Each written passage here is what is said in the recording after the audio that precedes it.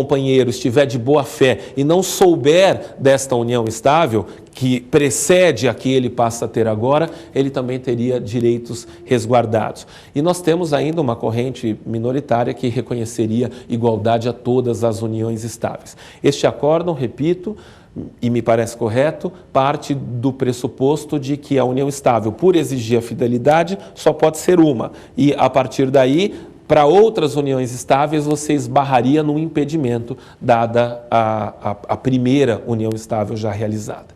Pois bem, outra coisa que eu quero falar com vocês é quanto ao regime de bens na união estável. O artigo 1725 do Código Civil elege para a união estável o regime da comunhão parcial de bens. E observa que as partes podem contratar em sentido diverso. Elas podem, como se fosse um pacto antinupcial, não é, porque não é casamento, mas elas podem fazer um contrato disciplinando de forma diversa a relação patrimonial entre elas. Não havendo disciplina quanto ao assunto, vigorará entre elas o regime da comunhão parcial de bens. E quero chamar a sua atenção que nós temos também positivado em lei tranquilo hoje direitos sucessórios e direitos a alimentos na união estável. Os direitos sucessórios estão previstos no artigo 1790 do Código Civil.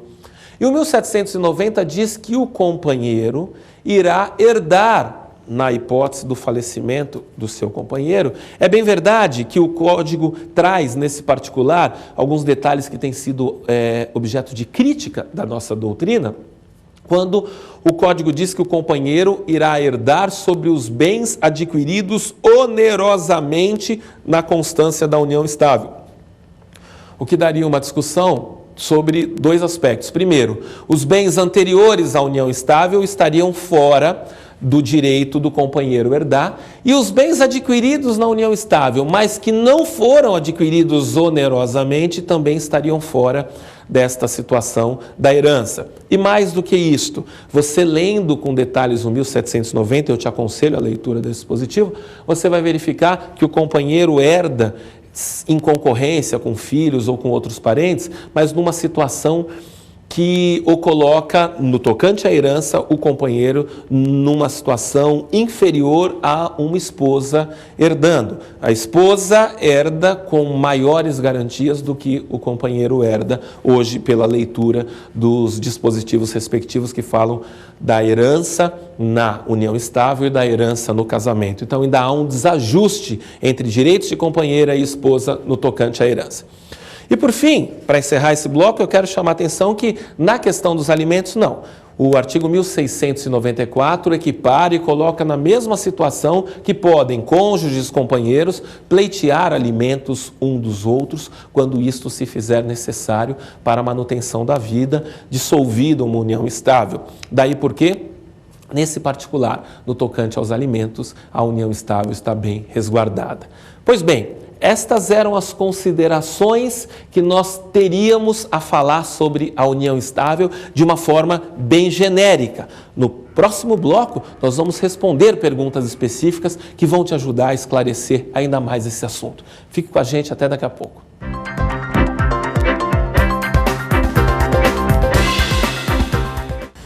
Amigos, vamos dar início ao nosso segundo bloco.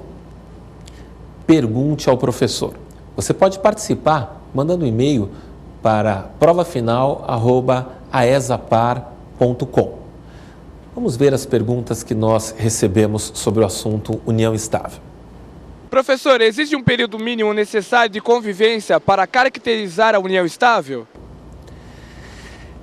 Esta pergunta é muito interessante porque é a grande dúvida que a população, que a sociedade hoje tem. Para que seja união estável, quanto tempo, no mínimo, eu tenho que estar junto com a outra pessoa?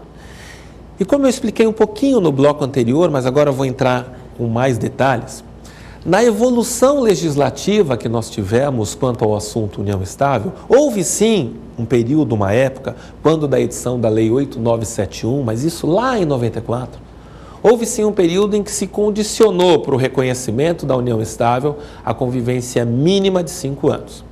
E aí o requisito era objetivo. Tem 5 anos juntos, pode caracterizar a união estável. Não tem 5 anos, não se caracteriza a união estável.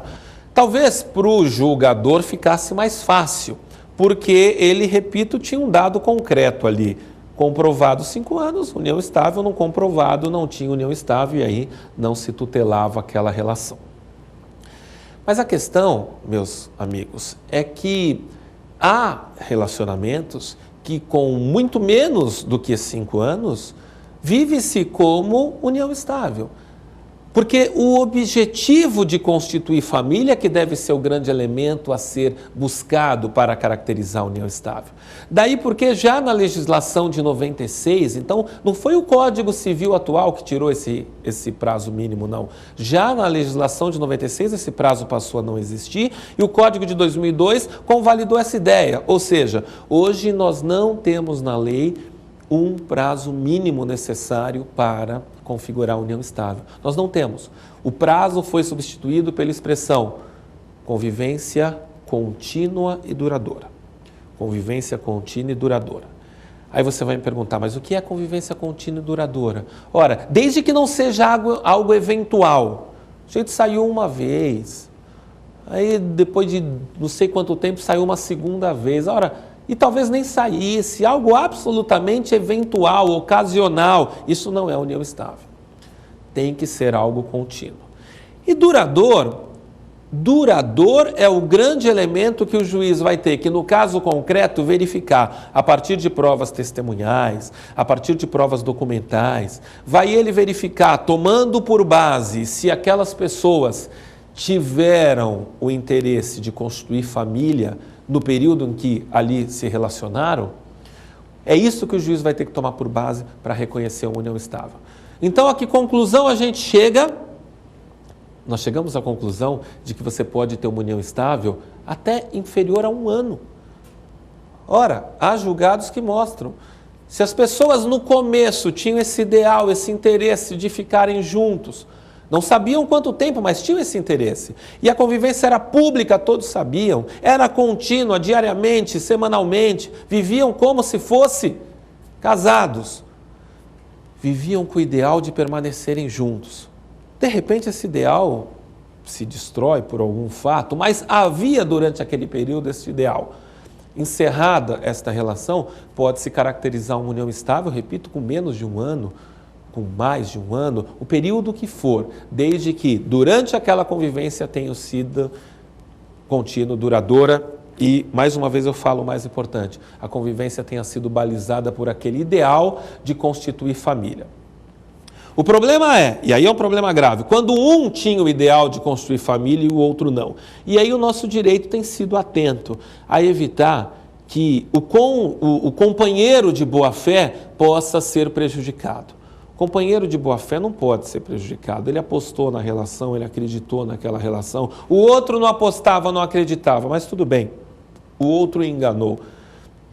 Seria prestigiar a má-fé, reconhecer que porque aquela pessoa o enganou e não o avisou das suas reais intenções, aquele que acreditou na relação não estará resguardado pela união estável. Então, o ideal é que os dois estivessem com o objetivo de construir família, mas há que se observar que se pelo menos um dos companheiros está de boa fé, o direito tem que prestar atenção e buscar a tutela desta pessoa. Então, fechando esta primeira pergunta, posso deixar claro que não há por lei hoje prazo mínimo para a união estável. Basta que aquela relação, por menor que seja, tenha sido pública, contínua e duradoura.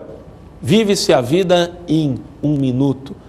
É poético, mas foi esta a ideia que o nosso legislador quis adotar quanto à união estável. Tá bom? Nós vamos para a segunda pergunta. Professor, há necessidade das duas pessoas residirem no mesmo local para caracterizar a união estável? Uma outra polêmica discussão que nós temos quando falamos de união estável é esta. As pessoas precisam morar juntos, então, para ser união estável, precisam morar sobre o mesmo teto? E alguns autores renomados, nos primeiros escritos a respeito da união estável, defendiam e chegaram a colocar em obras clássicas a ideia de que um dos requisitos para a união estável seria que estes companheiros residissem debaixo do mesmo teto, ou seja, residissem juntos, sob pena de, em assim não se configurando, não termos a união